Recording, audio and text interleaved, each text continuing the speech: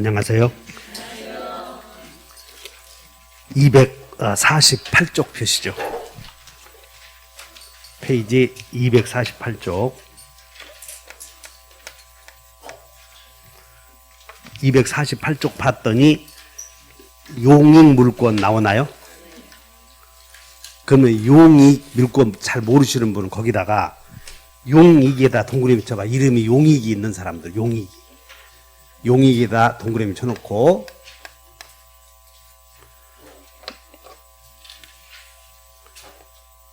위로 빼시고 소유자는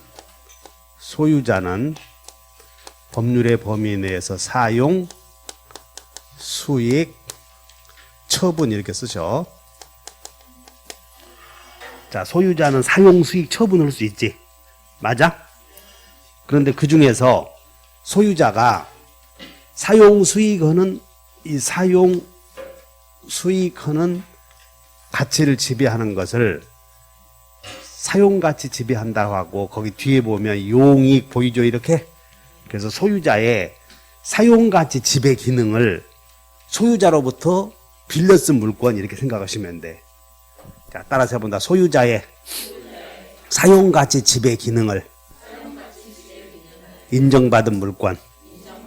그래서 원래 소유자는 사용, 수익, 처분을 할 수 있다. 사용가치를 지배하고 처분하면 돈으로 교환가치를 지배하는데 사용가치 지배 기능만 소유자로부터 인정받은 물권은 용익물권이라고 하고 거기에는 지상권, 지역권, 전세권 세 가지가 있는데 지역권은 점유하면서 점유하지 않으면서 타인 소유의 토지를 점유하지 않으면서 사용가치 지배하고 지상권과 전세권은 점유하면서 점유하지 않으면서 점유하면서 그러니까는 자 지상권 전세권은 점유자로서 청구권 점청이 있겠어 없겠어?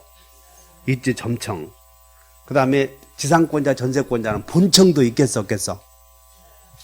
또 본청 그러면 뭔 얘기인지 모르면 안 돼? 본권에 기한 물권적 청구권 이렇게 있다는 거지. 근데 지역권은 점유하지 않으니까 일단 점유보호 청구권은 있겠어요 없겠어요? 없고 본청 중에서도 점유하지 않으니까 반환 청구권은 둘 필요가 없고 제거 예방만 있겠다 이런 생각을 해줘야 돼. 점유하지 않으니까. 그러기 위해서 점유하냐 아니냐 저거 공부하는 거예요 지금.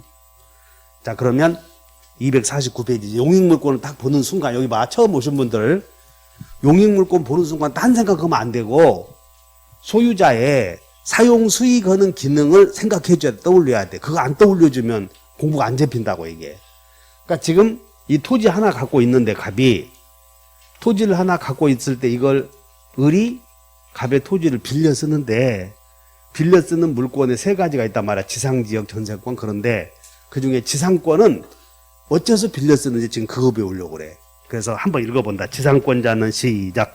지상권자는 타인의 토지에 건물, 기타 공작물이나 수목을 됐어. 그럼 을이 이 땅을 빌려 쓰는 목적이 있단 말이야. 목적이.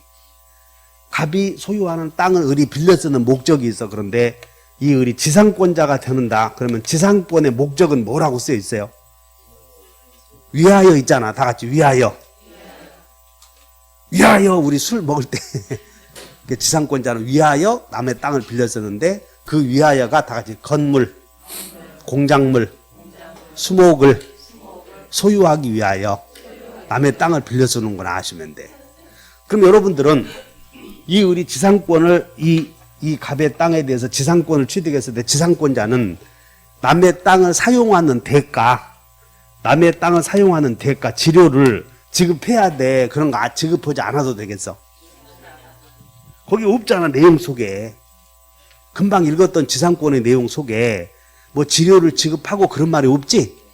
그래서 지료는 요소가 아니다 이런 말을 쓰는 거예요. 이렇게. 개념 들어왔나? 안 써도 돼 그냥. 자, 그럼 오른쪽에 249페이지에 위에서 양가로 3번에 건물, 공작물, 수목을 소유하기 위한 권리다. 자, 동그라미 1번 읽어본다. 지상권은 시작. 지상권은 지역권, 전세권과는 달리 건물, 공작물, 수목을 소유하기 위한 권리다. 2번 공작물이란 시작. 공작물이란 지상 및 지하에 인공적으로, 그러니까 공작물이란 인공에서 공짜 쓰는 거예요. 공짜. 사람이 만든 물건, 이렇게 공작물을 설치된 시설물. 예를 들어서 교량. 자, 여러분들은 지나다니면서 땅 위에 있든 밑에 있든 사람이 만든 건 다 공작물이요. 광고탑도 공작물.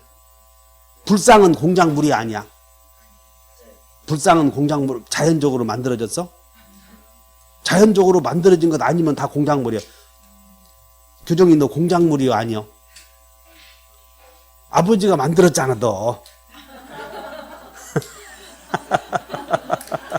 네 어찌 자연적으로 나왔냐? 하늘에서 툭 떨어졌냐? 하여튼 그것은 구별, 사람은 물건이 아니니까 물건 중에서 공작물을 만드는 거예요. 사람도 만약에 물건으로 취급한다면 니도 공작물이다. 자, 공작물이란 지상 지하에 인공적으로 설치된 모든 시설물을 말한다. 자, 여러분들이 공작물이 뭔지 생각할 필요 없어. 사람이 만든 물건 해버리면 돼. 그 다음에 수목은 식재의 대상이 되는 수목을 의미하며 경작의 대상이 되는 수목, 그런 거 알 필요도 없어. 그냥 수목 소유하기 위한 권리다 하면 되니까. 뭐 식재의 대상이든 경작의 대상이든 알 필요 없다고, 이런 것들. 그 다음에 이제 여러분들 2번에 지상권의 취득은 다 같이 법률 행위, 법률 규정 두 개 있는데 어떤 차이가 있냐면, 법률 행위로 인한 경우 있었지. 거기 오른쪽에 메모해 봐요. 법률 행위에 의한 지상권 취득은 이렇게 쓰면 돼. 지료는 요소 아님, 이렇게 써요. 지료는 요소 아님. 법률 행위에 의한 지상권 취득은 지료는 요소다, 요소가 아니다. 근데 밑에 법률의 규정 있지? 거기는 지료가 요소임, 이렇게 써. 이게 그 차이야, 이게. 지상권에서 의사표시가 들어가면 지료는 요소가 아니지만, 법정 지상권은, 이제 법정 지상권을 법지라고 하자고, 그냥 약정 지상권은 그냥 약지라고 하는데, 대부분 그냥 지상권은 법정 지상권과는 구별하기 위해서 그냥 지상권 이렇게 하면 돼. 다시 해. 법률행위로 인한 지상권은 법지라고 써, 안 써? 그냥 지상권. 근데 밑에 2번 법률 규정에 의한 지상권 취득 나오지? 거기다가 법지 동그라미 쳐봐. 법지. 법률 규정에 의한 지상권을 법지. 동그라미 쳤나? 그럼 법지는 지료가 요소요, 요소가 아니야. 그러니까 법지가 성립되면 땅세를 줘야 돼. 바로. 약지는 지료가 요소가 아니고, 여기 봐. 법지와 구별하기 위해서 우리는 약지라는 말 써, 안 써? 약정 지상권 쓸 필요 없잖아. 다 그냥 지상권 이렇게 하자고, 이렇게. 법정 지상권, 그냥 지상권 이렇게. 구별하셨나? 한 장 넘겨. 그 다음에 이제 250페이지에 법정 지상권에서 여기서는 뭐가 나오냐면, 그 유형에 전세권 설정자의 법지 쭉 있는데 5번 관법지 나오지? 그게 한 문제 나와. 관습법상 법정 지상권이. 그럼 여기서 이제 법정 지상권은 대전제가 이따 가르쳐 주겠는데, 우아래가 동일인 소유였다가 달라지는 경우거든. 그래서 이따가 거기에 법정 지상권 5번에다 메모해봐. 5번 관법지에다가 이렇게 메모해. 저당권 실행에 의한 경우가 아닌, 이렇게 써버려. 저당권 실행이 아닌 경우. 저당권 실행에 의한 경우가 아닌 경우.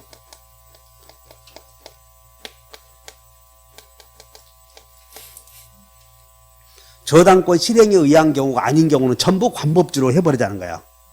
이제 뭔 얘기냐면, 이따가 배워. 이 갑이 자기가 토지 갖고 있는데 건물 갖고 있어, 지금. 그러니까 토지와 건물이, 우리는 토지와 건물을 다 같이 우아래가. 시작. 이것을 우리는 토지와 건물 우아래로 해버리자고. 우아래가 동일인 소유해야 돼. 다시 한번, 우아래가. 아래 위가 하니까 어렵잖아. 원래는 토지를 중심으로 말한다고 아래 위가 해야 되는데 주댕이가 잘 안 돌아가잖아. 그러니까는 다시 위아래가 동일인 소유.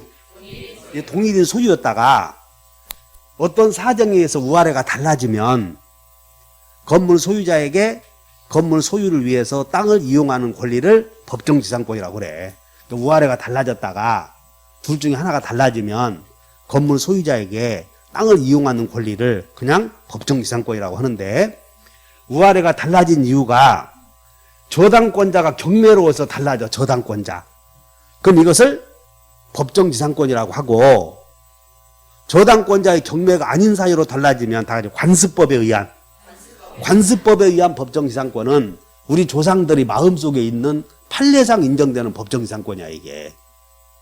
그래서 저당권자의 경매로 달라지면 그냥 다 같이 법정지상권.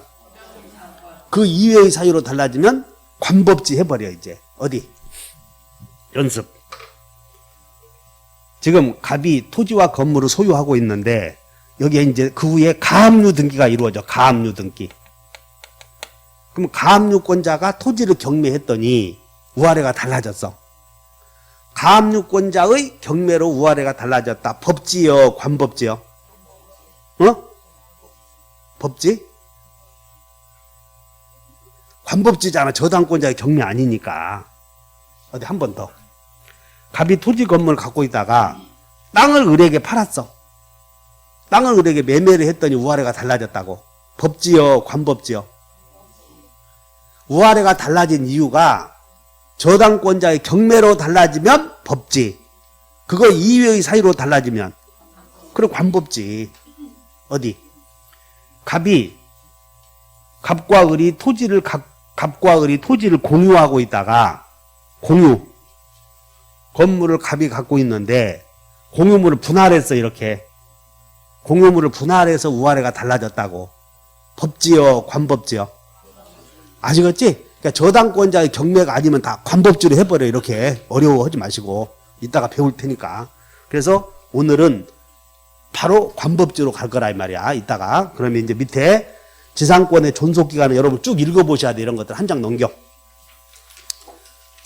그 다음에 250페이지에 252페이지에 이제 지상권이 성립이 되면 지상권은 위에 252페이지에 만약에 이 을이 이 건물에 이 토지의 지상권을 취득했다면 지상권자는 토지 사용하겠지. 그래서 밑에 토지 사용권이 있어. 이렇게. 그 다음에 양가로 2번 토지를 사용하다 보니까 물청이 있겠어 없겠어? 물청 중에서 봐라. 이게 소유자는 토지를 사용하려거든 반제에 있어야 돼. 따라서 이 사용가치를 지배하는 권리를 지상권자에게 넘겨주었을 때도 소유권자와 똑같은 반환 제거 예방은 당연히 있다는 거예요. 다시 한번 본권에 기한 지상권이라는 본권에 기한 물청 세 가지가 있고 그 다음에 점유하고 있으니까 다 점유권에 기한. 그러니까 지상권자는 물권적 청구권 두 가지 행사할 수 있지. 점유권에 기해서 본권에 기해서 이렇게 있다는 거예요. 이게. 그 다음에 양가로 3번 여기 토지 소유자는 옆에 땅을 여기서 갑이 자기 토지 주위에서 공사를 하다 보니까 을의 땅을 때로는 사용할 수가 있어. 그래서 갑이 을에게 야, 네 땅 좀 내가 침범할 테니 좀 인정해다오 할 수가 있다고. 이런 걸 다 상린권. 그럼 이 상린권은 인접해서 토지를 이용하는 사람들 사이에서는 다 인정되거든. 그러니까는 이 갑의 땅, 여기 을의 땅인데 여기 을의 땅이고 갑의 땅에 대해서 지상권 갖고 있는 사람도 건물 지으려거든 을의 땅을 때로는 진입할 수가 있겠지? 그럼 이 을에게 야, 내 공사하려고 그러는데 네 땅 좀 사용해야 쓰겠다. 그러면 을이 여기다 철조망 쳐놓고 호레이만은 개 갖다 놓고 오면 잡아보라 그러면 안 된다고. 이런 것들을. 그래서 상린권은 인접해 있는 토지를 이용하는 사람들 사이에서는 누구나 인정해 줘야 돼. 따라서 지상권도 상린권이 있겠어 없겠어? 다 있어. 여기 지상권자도 있고 전세권자도 있고 그 다음에 지역권자도 다 상린권 있는 거예요. 이렇게. 그렇게 알면 돼. 그 다음에 2번에 지상권의 처분 나오나? 거기서 2번 봤더니 다 같이 재산권은 오른쪽에 써요. 재산권은 상처 대포할 수 있다고 그러지 않았어? 재산권은 무슨 대포? 상속, 처분, 대위, 포기 다 마찬가지야. 이게 재산권은 상처 대포할 수 있다. 이렇게. 따라서 지상권도 팔아먹을 수가 있겠어 없겠어요? 있어. 다 공통점이라고.